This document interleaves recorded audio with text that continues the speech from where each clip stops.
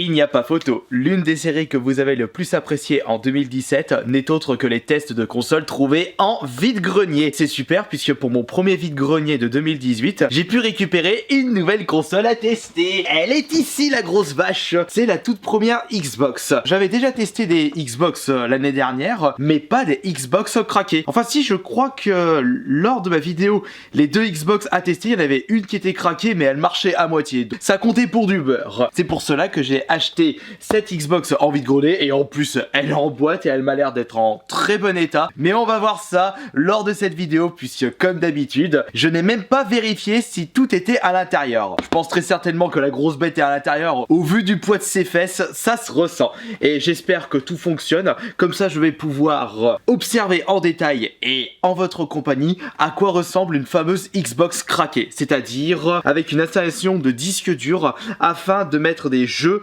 des matériels, voire même d'autres consoles autres que la Xbox. On regardera ça en détail. J'espère que ce premier test de console de vide-grenier 2018 va vous plaire. Vous regardez la chaîne YouTube Kirby54 et n'oubliez pas votre geste essentiel pour soutenir la chaîne YouTube, le pouce bleu.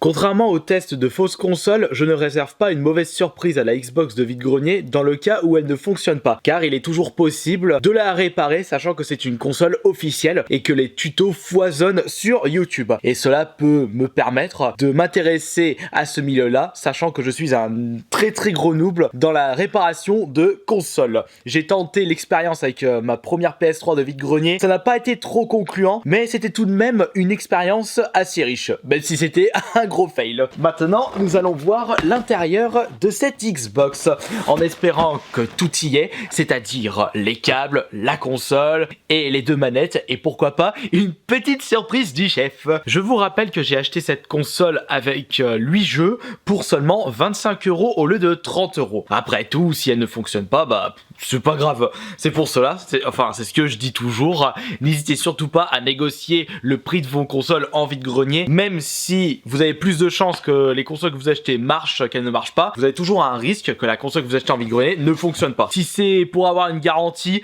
vous pouvez vous brosser. Commençons le contenu avec ici le câble d'alimentation, le câble Péritel, qui n'est même pas un câble RCA mais une Péritel standard, la première manette, et il y a même autre chose. Ah oui, c'est pour relier la manette à la console, un petit adaptateur. J'ai jamais compris pourquoi ils proposaient ce petit accessoire en plus de la manette. C'est très risqué. Imaginez que vous paumez ce petit matos, là vous l'avez dans l'os pour vendre votre manette.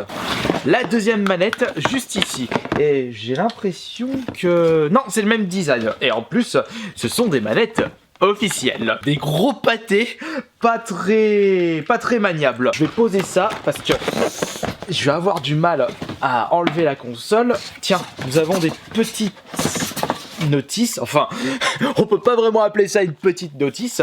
Donc c'est en fait le gros pâté en guise de manuel d'instruction pour la Xbox, la console. Par contre, il y a des petits trucs à l'intérieur. Et nous avons le début des jeux en ligne. Et ce n'est pas Sony qui a mis ça en place, ce n'est même pas Microsoft, c'est la Dreamcast, ces gars, mais ils étaient trop en avance sur le temps. Et c'est la Xbox Live qui a vraiment popularisé ce nouveau concept de jeu. Et à l'époque, ça y allait les promotions pour jouer en ligne. On pouvait acheter des jeux avec genre 2 mois de live gratuit. Sur la 360, on est passé avec des jeux proposant des promos à 2 jours de live. Il y a également autre chose à l'intérieur.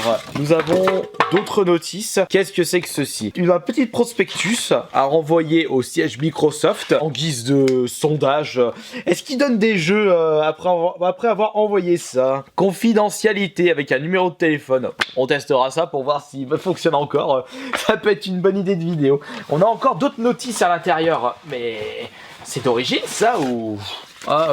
Ah non, ce sont en fait les notices des jeux qui étaient fournis avec la console, mais malheureusement les jeux j'en vois pas la couleur. Il s'agit de Halo et Milton Madness, puisque là j'ai les notices de ces deux jeux, juste ici, avec... Ouh, tiens, regardez ce que nous avons là. Un code pour 2 mois d'essai offert au Xbox Live. Mais est-ce que ça fonctionne? Si c'est le cas, je serais super content car actuellement je n'ai pas d'Xbox Live Gold. On va tester ça tout de suite. Certaines personnes utilisent la technique de la carte bleue pour gratter ce genre de code. Moi personnellement j'utilise la technique des pièces. Donc on va prendre une pièce pour ça. Le billet tu dégages. Hop, on va prendre la pièce de 2. Oh chérie, je vais pouvoir acheter un nouveau jeu. Le truc est tellement vieux que limite le code est illisible. Attendez, bougez pas. Mais on voit rien, c'est quoi cette arnaque? Regardez-moi ça. Ah attendez, je vais me le gratter. Ok, je sais pas comment je vais réussir à déchiffrer ce code illisible. C'est mission impossible. Je sais pas si vous pouvez voir correctement, mais... je crois que c'est mort, là. Attendez. Oh, fuck, allez, je laisse tomber. Revenons à nos moutons. Il y a encore une notice à l'intérieur. Et c'est en fait une autre notice de Halo. Maintenant, sortons la grosse bête. Mais qu'est-ce qu'elle est lourde! Tu pèses une tonne, grosse vache! Y a même pas besoin d'acheter des haltères pour faire de la muscu. Vous avez de quoi faire avec une grosse Xbox. Regardez-moi ce gros pâté. Elle est bien entretenue et surtout, nous pouvons voir derrière les vis qui ont été retirées pour justement installer, d'après l'ancien propriétaire, le disque dur et du coup installer des jeux, faire en sorte que cette console est craquée. On regardera en même temps si le fait de craquer une Xbox nous permettra encore d'utiliser des jeux officiels, car je me souviens de la PS3 Dex du bon escroc du coin où le fait de jailbreaker une PS3, vous ne pouvez plus lire les Blu-ray. Et on va voir si c'est le cas avec cette première Xbox. Excusez-moi de mon incompétence et de mon côté néophyte dans le milieu, mais le milieu du piratage, de craquage de console, ça ne m'a jamais intéressé. La petite rallonge des familles pour pouvoir brancher la console. Et d'ailleurs, toi, malheureusement, comme tu prends une place monstre, je vais pas pouvoir te laisser ici en équilibre sous peine que tu te casses la tronche. Alors la Switch, tu pousses ton fiac, t'es pas transparente et je pense que... ouais, ça devrait aller ici. On va laisser ça comme ça. Aujourd'hui est une belle journée qui commence. C'est une nouvelle semaine remplie de richesses. On regardera s'il y a une petite surprise du chef, c'est-à-dire un petit jeu intégré à l'intérieur. Peut-être le Halo 1 ou l'autre, qui sait. Il me faut la télécommande et on n'est pas sur AV3 cette fois-ci, mais sur AV1 ou 2. Et c'est parti pour allumer la console. Ouh, j'entends le son, ça marche! Génial! Et on va voir si elle est bien craquée comme l'avait dit l'ancien propriétaire. Mais je pense que c'est le cas, car on a pu voir que l'arrière de la console, enfin les vis ont été enlevées. Bon, alors horloge interne, ça je m'en fous. Oh non, non, non, c'est quoi ce merdier? La manette ne répond pas! Ah, c'est pas vrai, je crois que j'ai une manette qui ne marche pas du coup. Testons la deuxième, à moins que je l'ai mal branchée. Ah merde! Un truc qui ne fonctionne pas, une manette. C'est peut-être un faux contact. Vous savez quoi, je vais pas la jeter tout de suite, mais je la mettrai dans un petit coin. Voyons voir la deuxième manette. Enfin une bonne nouvelle. La deuxième manette fonctionne, heureusement. Direction...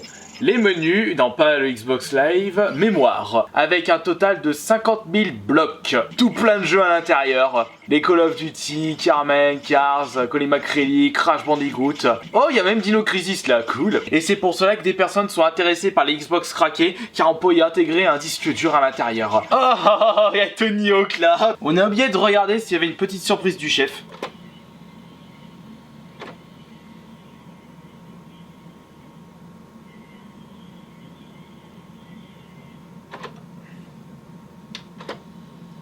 Oh non! Oh, il est coincé le lecteur! Oh, c'est pas vrai! Ah, il y a un problème! Allez, vas-y, sors! Ta ta ta ta ta ta! La clé, elle est à l'intérieur, la clé! Si ça se trouve, en remontant la console, ils ont un petit peu trop serré sur les vis. Le lecteur CD est coincé. Faudrait peut-être que j'essaye de sortir. Oh non, j'ai pas envie. Oh non! C'est pas vrai! Allez, sors de là! Sors de là! Bon bah, du coup, je peux même pas tester le lecteur CD, enfin je veux dire si la lentille fonctionne correctement puisque j'arrive pas à faire sortir le lecteur. Ah merde.